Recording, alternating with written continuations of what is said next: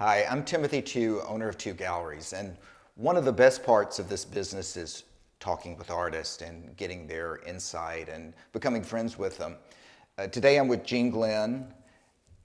All artists are rebellious. They have to be rebellious to do what they do, to walk the singular path that they have to walk to create their individual works of art. Jean's from Atlanta, which makes her kind of odd. She's also from a prominent family, and she's a woman growing up in the South. And we were talking about this a little earlier, and she says that's not always been easy. No, it hasn't. A lot of people think artists have to go through a struggle, so the prominent family sort of stuff, nothing was ever really given to me. I've had family members that have made their way and done quite well for themselves. So there's a lot expected. Right. And also, there has been struggles and heartbreak and loss. And so when it comes to being an artist, I feel like I've paid my dues in that regard. Right. Well, as a woman too, because I remember some of the things you've written about in your artist statements. A lot of times women just are not taken seriously. Right. I like the way you say that. That's your rebellious nature. Yes. And so I tend to, have to force it a little bit. Right. Well, one of the things that was interesting when I first met you is that you raised your children, 2 sons, and you had spent most of your time painting, or a lot of your time alone painting in a room in your house. Right. You weren't out showing, you weren't out, you'd done this for years. Oh, since I was a child. It's one of those things, and I think most artists will tell you it's an innate sort of thing. You sort of grow up creating. Right.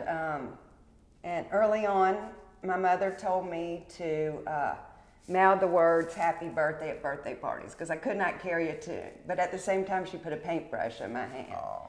And so I came from sort of a creative family with music all around, and it was a way, to express myself.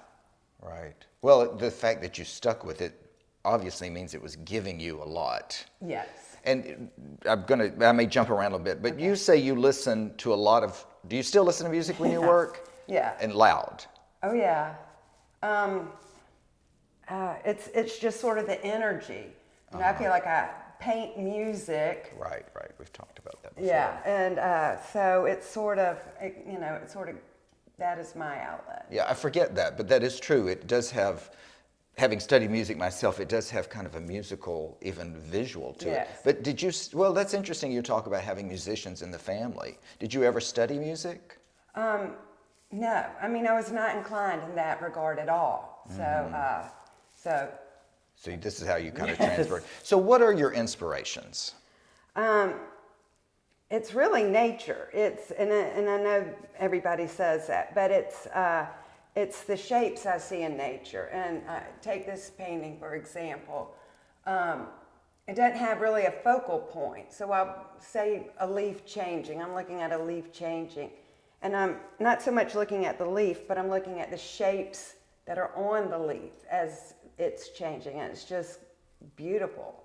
Or say the markings of a giraffe. How crazy wow is that? Mm-hmm. So I'm not necessarily focused on the leaf. I'm focused on, the composition of it. Right. Well, one of the things you said in your most recent artist statement was that you're interested in interconnectivity. Absolutely. Interconnectivity, excuse me.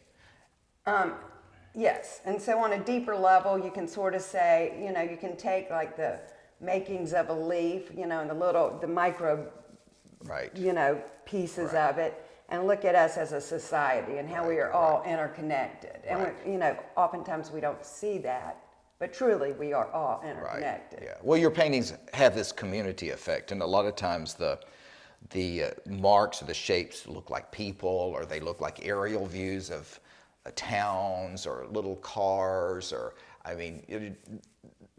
they have a lot of humor in it. I love that one, the top especially. I just love that, and the way they tumble over each other. We've been representing you, I think we said, for about 10 years. Obviously, you've refined your skills and your technique, but there's certain things about the work that remain consistent. What is that for you that you just can't let go of it? Is it this attachment to detail, or is there something? Gosh, darn good question. Yeah. There is a need to be very detailed in things. I don't know. You and I have talked before, and it's sort of, this all came about by, going back to the art I did as a child. Right. And maybe it's, me working things out on a canvas, Well, there's a kind of obsessive quality Right. about it. Right. I realize right, that. I right. realize that, but yes. Right. But it's also for me an escape. So, I mean, I can get into one of these paintings and just disappear for hours. Right, right. Well, that's kind of a mental health thing. And I do think art, I've understand more and more over time. There's a lot of, it's where you keep yourself healthy mentally, It's meditative, Right. and it's escape, Right, and it's right. Well, so much. and going back to the nature thing, I don't think people recognize how much abstract art, especially the work we have in this show, is influenced by nature, because you've paid attention to detail and to form, and you're recycling that in your own language. What about any kind of social commentary in the work? I mean, you talked about the interconnectivity, but is there anything more than that something about, I think you said something once about city life?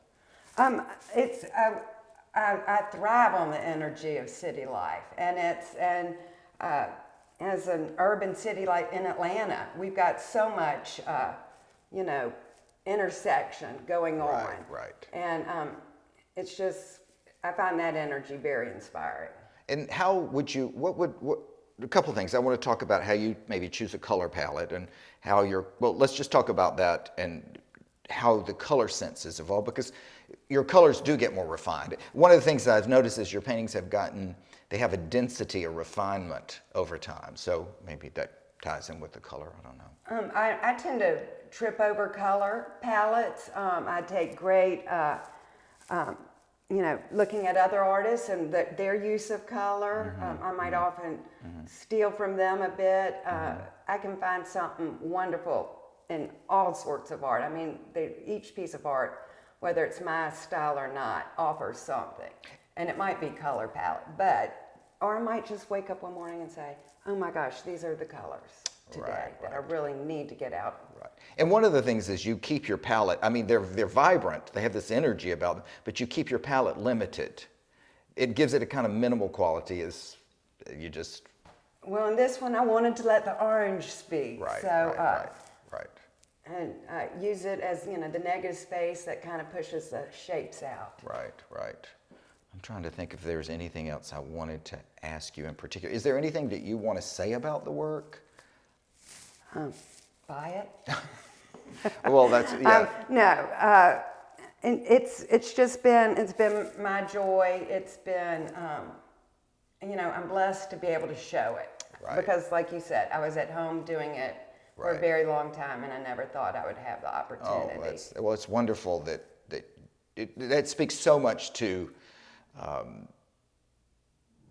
dedication and will, and I think that's inspiring to people, and to again, to being willing to put it out there and be rebellious, because I think that's one thing people need to take away from artists, that if you're going to live your life, you got to have some, as you are, you've got to have a rebellious spirit. Well, and yeah, it takes guts to put yourself does. out there. Well, we're thrilled with the work, and I think I like the way that it's deepened over time. It's interesting how it remains similar. I mean, it remains the same in so many ways, but it deepens and it gets richer. So really, congratulations on that, and thank you. I hope people will come and see the show. And I'm sorry I haven't looked at the camera more, but anyway, I'm Timothy Tew, and come see Jean's show. Thank you.